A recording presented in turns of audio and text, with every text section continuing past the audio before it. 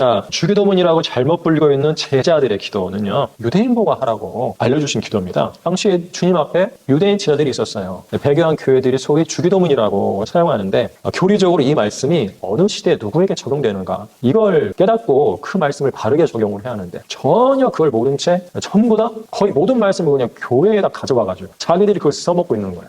예배 때마다 헛된 반복을 하고 있어요. 무슨 말인지 모르면서. 자, 아무리 거룩해 보이는 종교적 행위일지라도 성경에 기록된 목적과 경륜에 맞지 않게 오용된다면 그것은 단지 이교도들이 행하는 추문이나 의식적인 헛된 반복에 불과하게 되는 거죠.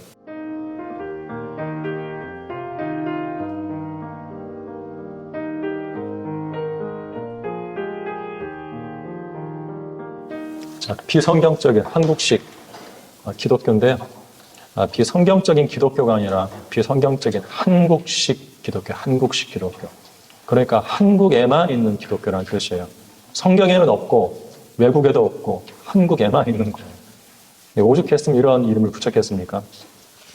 물론 이번에 배우는 내용 중에는 우리나라만 있는 게 아니라 다른 나라에 있는 것도 있어요. 한 두어 가지 정도.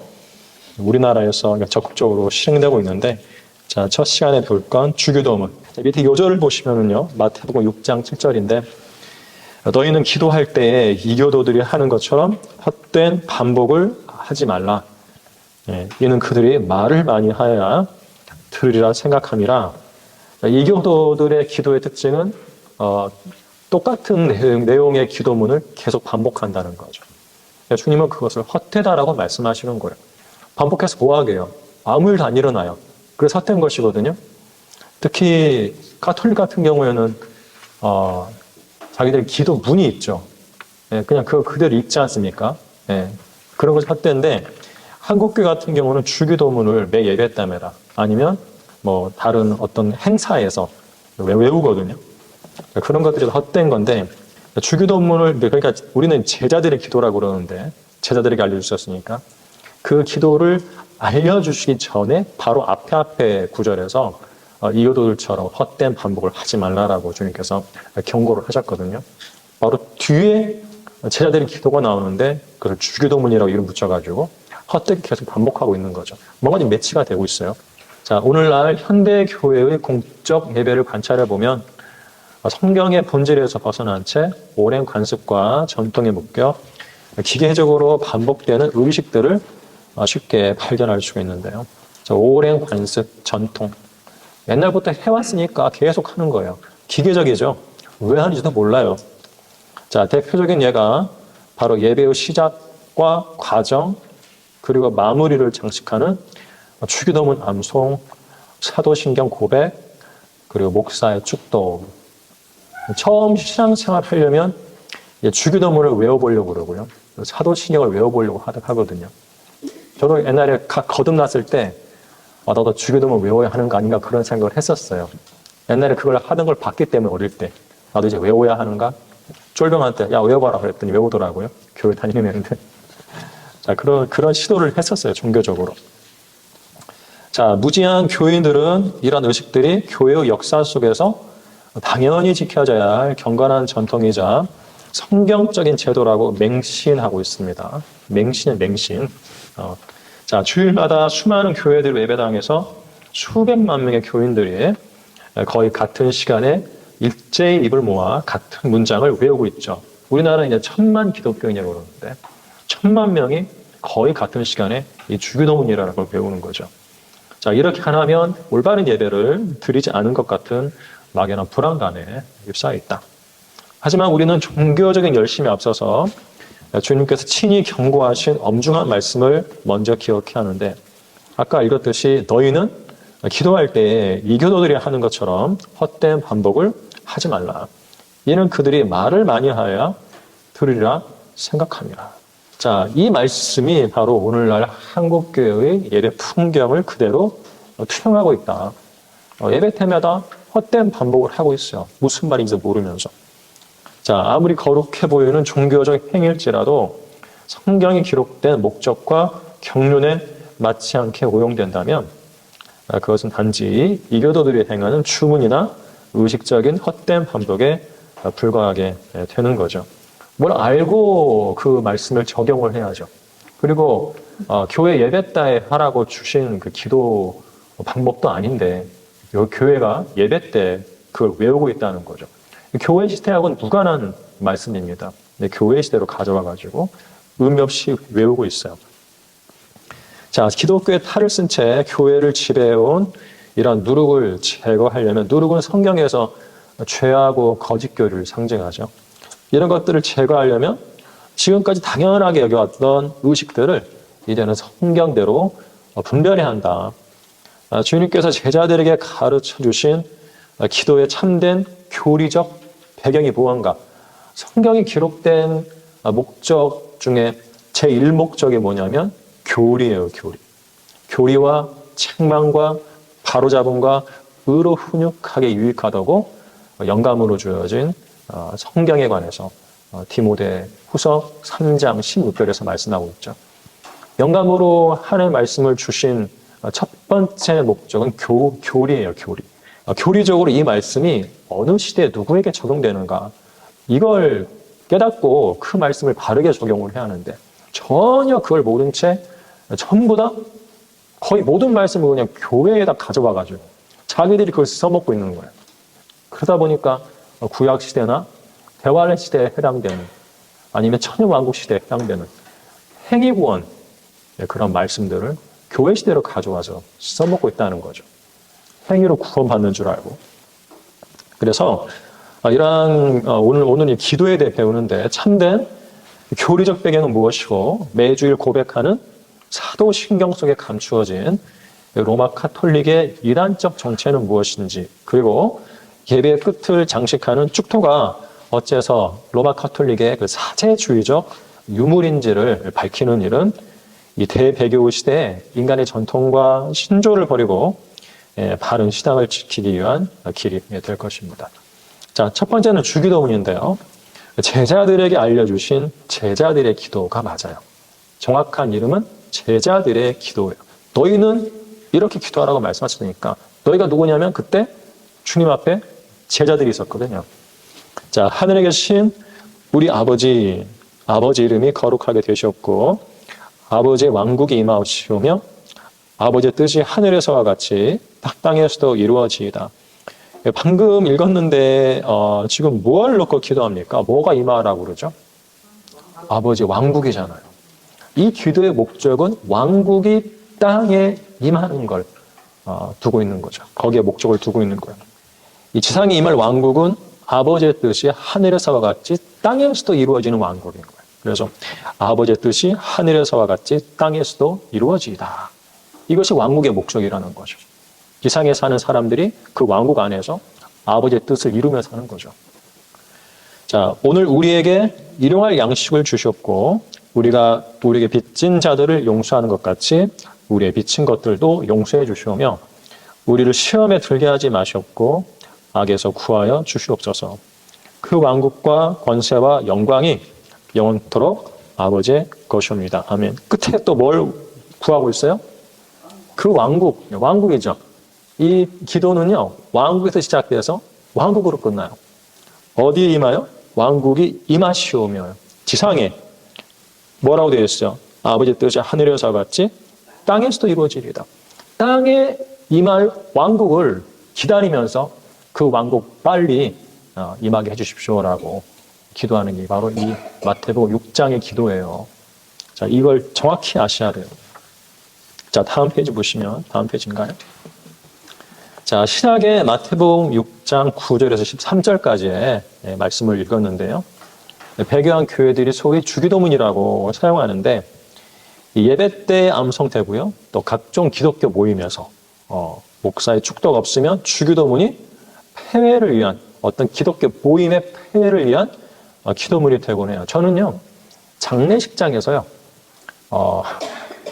입관 예배 비슷한 거 하면서 목사가 자, 다 함께 주기도문을 합시다 하고 함께 외우는 거 봤어요. 주기도문을 외우더라니까요. 장례식에서. 이 주기도문은 뭐라고 그래요? 팔방미인이에요? 약으로 치면 만병통치하게 그래요. 어디든지 써먹기만 하면 다 통해요. 네. 웃기는 사람들이라고요. 장례식에서 주기도문을 외웁니다. 자, 그런데 암송하기 전에 그 앞선 7절을 봐야 한다고 그랬어요. 너희는 기도할 때 이교도들이 하는 것처럼 헛된 반복을 하지 말라. 이는 그들이 말을 많이 하여야 들이라 생각함이라. 자, 이 말씀하고 이 소위 주기도문이라는 것이 붙어 있죠. 그래서 이 주기도문을 계속 의미 없이 계속 반복하면 주님 보실 때는 그것은 이교도들이 하는 헛된 반복에 지나지 않는다. 그러니까 한국 교회의 영적 수준은 이교도 수준이다. 이교도 수준이에요. 하나님을 알지도 못하면서 아는 척하면서 그렇게 이방신 섬기듯이 자기들 멋대로 하는 거잖아요. 육신적으로. 자, 뜻을 모르면 하지를 말아야 하는데 뜻도 모르면서 아무 데서나 반복하고 있다. 왜 장례식장에서 기도문을 해야 합니까? 자, 왜 장례식장에서 주기도문을 해야 하는 거죠? 자, 교회들이요, 주기도문이라 부르는 거는요, 엄밀히 말하면, 정확히 말하면 제자들의 기도가 맞다. 왜인가? 아랫줄에 있죠. 그러므로 너희는 이렇게 기도하라고 제자들, 너희에게, 나의 제자들은 이렇게 기도하라고 유대인 제자들에게 알려주신 기도예요. 또 마태복음 6장 32절에서는 하늘에 계신 너희 아버지께 드리도록 알려주신 기도입니다. 너희가 누구냐면 당시에 주님 앞에 유대인 제자들이 있었어요. 유대인 보고 하라고 알려주신 기도입니다. 너희 아버지. 자, 하나님께서 이스라엘을요, 민족적으로 낳으셨죠. 그래서 이스라엘 민족은 민족적으로 하나님의 아들이에요. 그분의 첫 태생이고 그분의 아들입니다. 우리 함께 출애굽기 4장 22절 가보겠습니다. 출애굽기 4장 22절에 가면 파라오에게 가서 말하라고 모세에게 명령을 내리는데, 주가 이같이 말하노라. 이스라엘은 내 아들이요 내 첫 태생이니라. 이스라엘이라고 불리는 한 민족 전체를 가리켜서 내 아들, 한 아들이라고 했어요. 민족 자체가 주님께는 한 명의 아들인 거죠. 또 내 첫 태생이라고 말씀하셨어요. 자, 이 첫 태생에 대해서 잘못하니까 주님께서 파라오의 첫 태생을 죽이셨잖아요. 자, 어쨌든 이스라엘은 한 민족으로서의 아들이다. 그래서 이들은 하나님을 어떤 개인의 아버지라고 부르지 않고 그 민족의 아버지라고 부르는데, 그래서 우리 아버지라고 불러요. 나의 아버지라고 부르지 않고 하늘에 계신 우리 아버지라고 부릅니다. 그 민족의 아버지이지 나 개인의 아버지라고 부르지는 않는 거예요. 그래서 이 기도문에도 주님께서 하늘에 계신 우리 아버지라고 우리를 붙이셨잖아요. 이스라엘에게 주신 기도문입니다. 우리 그리스도인에게 주신 기도문이 아니에요. 자, 횟수가 나오는데요. 1년에 104회, 최소 104회를 헛되게 반복을 하고 있다. 세 줄 내용이 있죠. 자, 왜 하는지 이유를 물으면 답변을 못 하는데, 이런 답변이 있어요. 주기도문은 예수님이 가르쳐 주신 기도이니까 엄청 중요해요. 그래서 우리는 그것을 그대로 따라서 해야 돼요. 누가 가르쳐 주신 거니까? 예수님이 가르쳐 주신 거니까 엄청 중요해요. 그거 꼭 해야 돼요. 그거거든요. 자, 주기도문을 암송하는 사람들은 적어도 주기도문대로 살 각오를 해야 합니다. 그대로 실천하세요. 예수님이 알려주신 기도에 이거 꼭 하셔야 돼요. 이렇게 궁상맞은 답변을 하는 일도 있는데요. 자, 그 기도를 가르쳐 주신 주님께서는 두 구절 앞에서 아까 얘기했듯이 기도할 때 이교도들이 하는 것처럼 헛된 반복을 하지 말라고 경고하셨죠. 자, 헛된 반복을 하면 스스로가 이교도임을 자인하는 것입니다. 자, 아래 보시면은요, 주기도문이라고 잘못 불리고 있는 제자들의 기도는요, 성경이 기록된 목적에 맞게 교리적으로 올바르게 해석을 해야 돼요. 자, 교회 시대와 무관한 대환란 때의 교리를 담고 있다. 한번 한 구절 한 구절씩 조목조목 한번 풀어보겠습니다. 먼저 9절과 10절인데, 하늘에 계신 우리 아버지 이름이 거룩하게 되셨고 아버지의 왕복이 임하시오며 아버지의 뜻이 하늘에서와 같이 땅에서도 이루어지이다. 자, 유대인들이 그들의 하나님을 하늘에 계신 우리 아버지라고 부르는 것으로 시작되는데요. 자, 목적은 아버지의 왕국이 임하는 거예요. 문자적으로 땅에 이루어지는 걸 최우선의 목표로 삼고 있다. 자, 주님께서는요, 바로 이 왕국에 대해서, 땅에 임할 왕국에 대해서 유대인 제자들에게 통치를 약속하여 통치. 자, 나의 아버지께서 나에게 왕국을 맡기신 것 같이 나도 너희에게 맡겨 너희가 나의 왕국에서 내 식탁에서 먹고 마시며 또 보좌에 앉아서 이스라엘의 12지파를 심판하게 하리라. 자, 이런 상황입니다. 그런데 주님은 왕국을 가져오시려고 하셨고, 그래서 왕국 복음을 전파하셨고, 제자들에게는 왕국에서 통치를 약속하셨는데, 이 왕국 백성의 유대인들이 그들의 왕을 거부하고 십자가에 못 박았죠.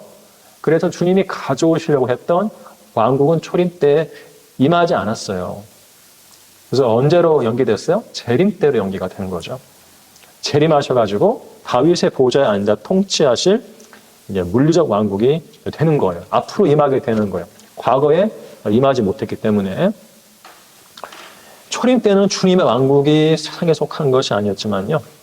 요한복음 18장 36절 말씀대로 재림 때는요. 주님께서 세상 왕국들을 접수하셔가지고 그분의 왕국으로 삼으십니다. 다 함께 계시록 가볼까요? 계시록 11장 15절입니다. 초림 때 실패했는데 재림 때는 성공하신다라는 거예요. 계시록 11장 15절 보면은요. 그 후에 일곱째 천사가 나팔을 부니 하늘에서 큰 음성들이 있어 말하기를 이 세상의 나라들이 우리 주와 그의 그리스도의 왕국들이 되어서 그분이 영원 무궁토록 통치하시라고 하더라. 자, 이 세상의 나라들이 우리 주와 그의 그리스도의 왕국들이 된다. 재림 때에 쓴 일이거든요. 이 예언입니다. 이게 그 나팔 재앙 때요. 마지막 7번째 나팔을 천사가 불었을 때 이 예언이 된 거죠. 7번째 나팔이면 대화를 끝으로 가게 되는데, 그래서 이제 이 예언은 곧 임할 주님의 재림에 대한 예언이 되는 거고, 주님께서 재림하시면 이 세상 나라들, 그때까지 누가 통치하고 있어요? 재림하기 전에 적그리스도가 통치하고 있잖아요. 세상 모든 왕국들을요. 근데 그것을 주님께서 적그리스도를 심판하고 주님이 다 접수한다는 거예요. 그래서 주님이 재림하시면 온 세상이 주님의 세상이 되고 주님께서 거기에 천년 왕국을 세우셔서 통치하신다는 거죠. 바로 그걸 예언한 거예요. 초림 때 실패하셨는데 재림 때는 세상을 주님의 왕국으로 삼으실 거다. 자, 눈에 보이는 물리적 왕국이 앞으로 임하게 되는데요.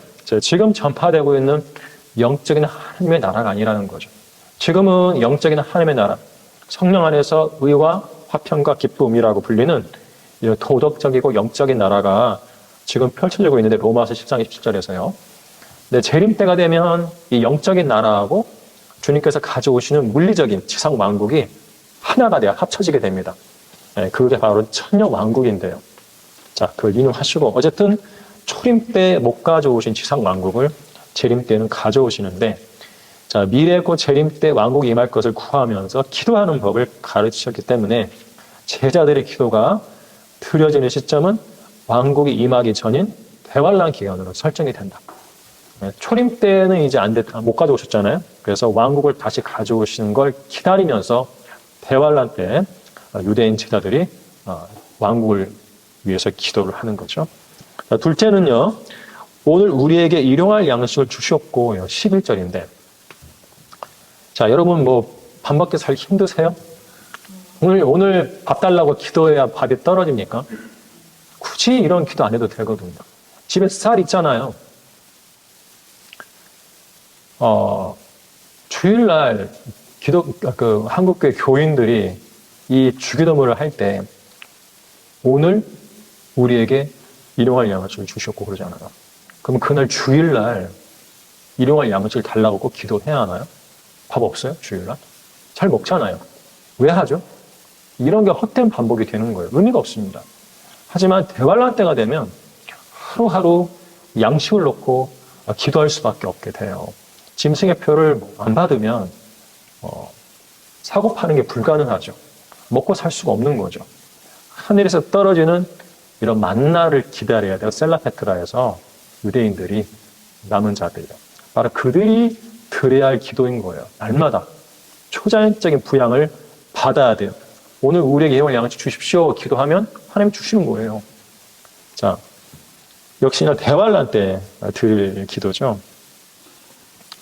예, 세 줄 예를 보면은 적그리스 박해를 피해서 메마른 광야로 피신한 유대인들은 3년 반 동안 초자연적인 부양을 받아야 하는데 그야말로 오늘 우리에게 일용할 양식을 주옵소서라는 기도가 절로 나오는 때고요. 세 번째, 우리가 우리에게 빚진 자들을 용서하는 것 같이 우리의 빚진 것들도 용서해 주시오며 라고 되어 있어요. 자, 내가 누군가를 용서해야만 용서받을 수 있다는 그런 기도죠. 나의 용서가 선행되어야 나도 용서를 받을 수 있다. 이거는 행위구원이거든요. 이 참조 구절이 누가복음 11장 4절인데요. 우리가 우리에게 빚진 모든 사람을 용서하오니 우리의 죄들도 용서하여 주시오며. 이 말씀을 보면 빚졌다는 게 무슨 뜻이죠? 이건 죄의 빚이에요. 죄의 빚. 나한테 죄 지은 사람, 나한테 잘못한 사람을 내가 용서하오니 나의 죄들도 우리의 죄들도 용서해 주십시오라고 간구하는 거죠. 자, 죄 용서받는 방식이 달라요. 우리 교회 시는 어떻게 하죠? 내가 죄를 지었다고 하나님께 자백하죠. 자백하고 예수 그리스도 피로 나를 씻어 주십시오 하면 끝나요. 이 교회 시대에 하나님께 용서받는 방법이에요. 이 교회 시대에는 죄를 자백함으로써 용서를 받죠. 하지만 대환란 때는 달라요. 자, 내가 누군가의 죄를 용서했기 때문에 나도 용서를 받을 수 있는 그런 시대죠. 구약 시대 같아요. 비슷해요. 구약 시대 눈에는 눈, 이에는 이 있잖아요. 그런 원칙이 대환란 때에도 이렇게 부활하는 거죠. 율법이 다시 효력을 발휘하기 때문에 딱히 거기에 적용되는 건 아니지만 내가 뭔가를 행해야만 나도 그것을 역으로 받을 수 있는 그런 시대가 바로 대환란 시대인 거예요. 행위구원입니다. 행위구원. 어쨌든 죄 용서를 받는 거기 때문에 죄 용서를 받는다는 건 구원을 받는다는 뜻이잖아요. 그래서 내가 행위로 구원을 받는다는 것을 보여주고 있습니다. 자, 네 번째는요. 우리를 시험에 들게 하지 마시옵고 악에서 구하여 주시옵소서. 대환란 때는 행위로 끝까지 견뎌야 구원을 받기 때문에 무엇보다 하루하루 시험에 들지 않는 게 중요하다. 자, 어제까지 잘 견디다가 오늘 시험에 빠져가지고 죄를 지었어요. 그러면 구원을 잃어버리거든요. 지옥 가버리는 거예요. 이게 대환란 때거든요. 그래서 이러한 기도가 꼭 필요해요.